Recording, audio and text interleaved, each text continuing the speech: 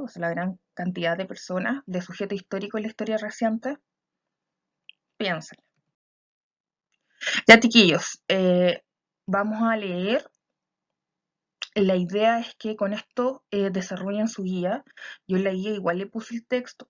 Ojalá es que tenga el texto por ahí y que mi voz lo vaya acompañando. Vamos a leer dos textos, dos extractos en realidad, sobre la cultura y la historia de Rafael Sagredo. Rafael Sagredo, un historiador también chileno bastante potente, y de Hernando Subercaseaux, que ambos historiadores chilenos, y que nos van a contar acerca de lo que ellos piensan, como que es la cultura, el sujeto de la historia y la cultura, ¿ya? Ahí está entonces el libro que vamos a leer, que es la Historia Mínima de Chile. El predominio de la clase media se materializó también en el campo cultural. La cultura de la clase media contenía elementos tomados de los sectores oligárquicos y de los grupos populares, de las tendencias tradicionales y de los patrones europeos y norteamericanos. La prensa, la radio, el libro contribuyeron a difundir la mentalidad de los grupos medios, que a medida del siglo se extendía a mayor parte de la población urbana, con excepción de los grupos marginados. Se sustenta en los valores católicos, en el aprecio del orden, de la estabilidad y sobre todo en la seguridad de como valor social indispensable. También fue propio de la clase media de esta época, al menos en su dimensión pública, el civismo, la tolerancia, la solidaridad, el respeto por la actividad intelectual y su ambición económica.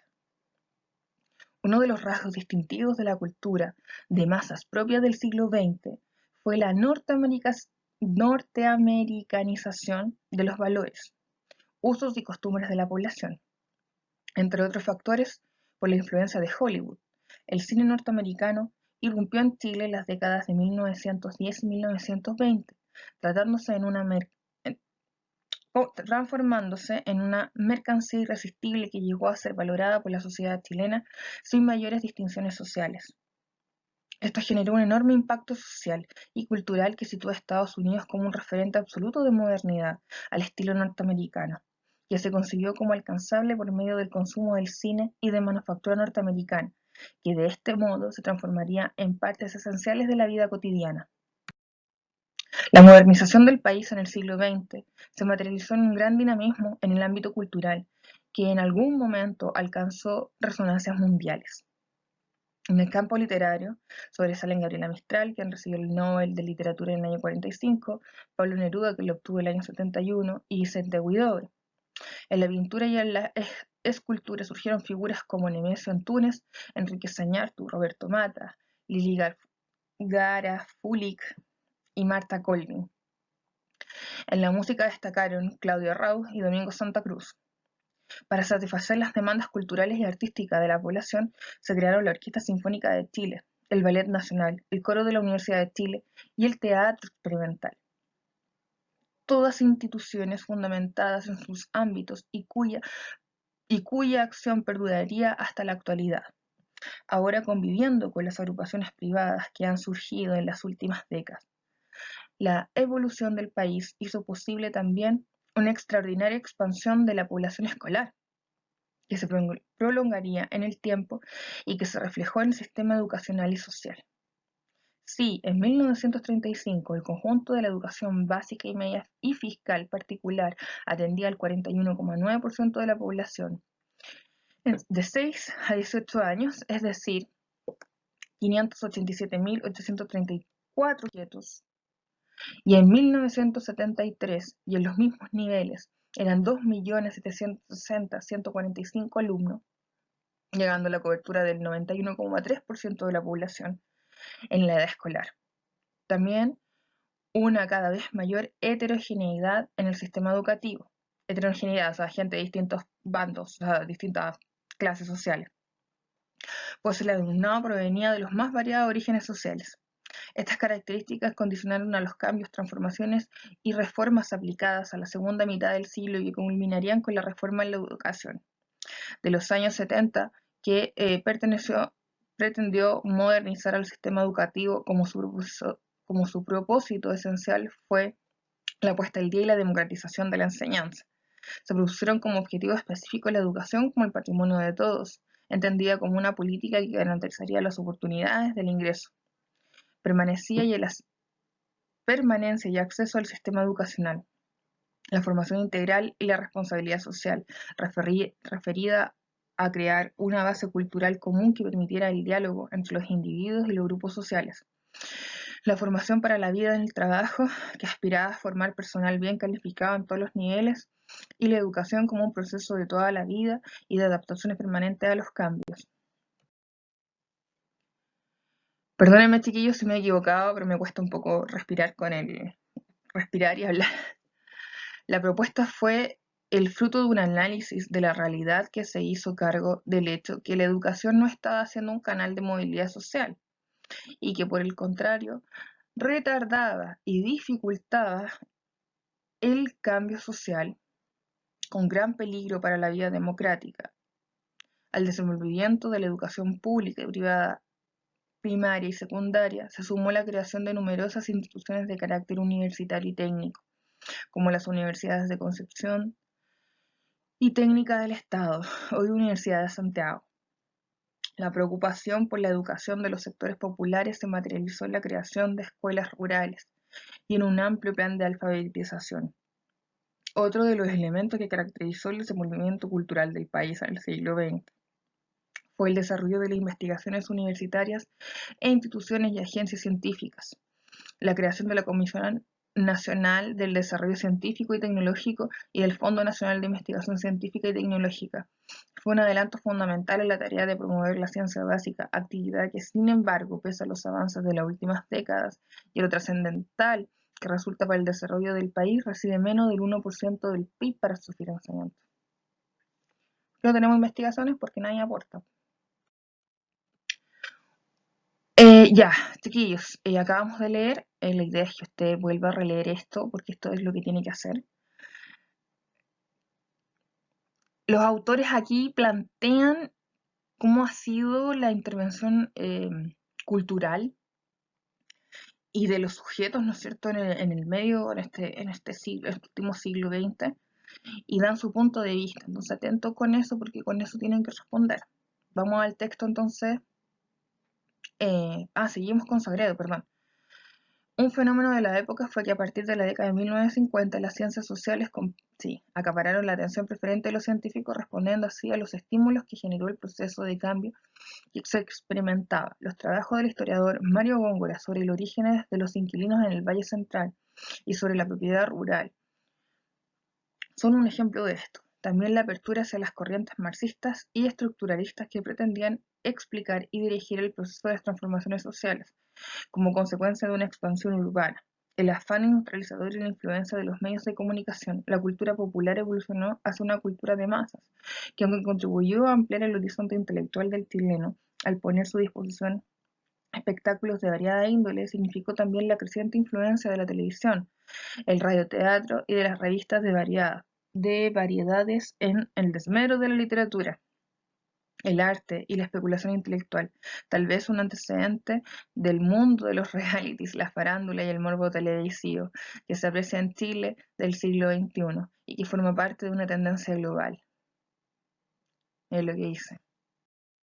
Ya, vamos con el segundo texto, se me va a alargar mucho esta clase, pero bueno, nosotros tenemos 6 horas semanales, así que no me va bien. Entonces, en el Historia de las Ideas, tomo 3, dice: democratización y democracia cultural. Cabe examinar las repercusiones que tuvo entre 1930 y 1973 esta trayectoria del Estado, considerando también las ideas y las pulsiones que la alimentaron, tanto en la organización de la cultura, vale decir en el orden o estructura básica de la producción, circulación y consumo cultural, como en las más diversas manifestaciones del campo artístico y cultural. Ahora bien, en el periodo señalado, el estado del bienestar o el estado social, en su fase final, va a estar tensionado por la polaridad ideológica, tensión que se manifestó tanto en los discursos como en la propia actividad cultural. En cuanto a las políticas públicas, en el ámbito de la cultura, la idea de extensión será la orientación básica en la acción del Estado y de los organismos preestatales en las actividades de extensión La bipolaridad se expresa por una parte en el paradigma de la democratización cultural, que sintoniza con un proyecto político de reforma, y por otra en el paradigma de la democracia cultural, que sintoniza más bien con un proyecto de revolución y de transformación profunda de la sociedad. La democratización cultural corresponde a una concepción extensionista que busca facilitar el acceso de la mayoría de los bienes artísticos y culturales, bienes que desde una perspectiva ilustrada contemplan la preferencia a las expresiones legitimadas por la tradición y por la estructura social preexistente, alta cultura popular de corte tradicional. O sea que siempre es lo mismo. Este paradigma subyace la idea de un capital cultural único, con una lógica que a la postre, o sea, después conlleva la homogeneidad y al uniculturalismo, un paradigma que privilegia el polo de la oferta por sobre el de la demanda, o de las necesidades culturales, que valora el rol del poder central en la elaboración y gestión de asuntos culturales, y que tiende a concebir la vida cultural como una percepción pasiva, como una ciudadanía, una esponja, más que como un proceso activo, plural y participativo. En las líneas generales puede señalarse que este modelo de redistribución del capital cultural fue el que predominó en las actividades de extensión cultural estatales y paraestatales llevadas a cabo en el periodo. Paralelamente, sin embargo, este paradigma estuvo tensionado por un paradigma de democracia cultural, que concebía la cultura como una pluralidad de culturas y subculturas, lo que implica la participación plena de cada grupo o sector social de la vida cultural, no solo como receptores, sino también como emisores o actores de la misma. Desde este paradigma se busca democratizar más las actitudes que las obras, más la participación activa en el proceso que la recepción del producto, de prestar más atención a la demanda y a las necesidades que a la oferta cultural.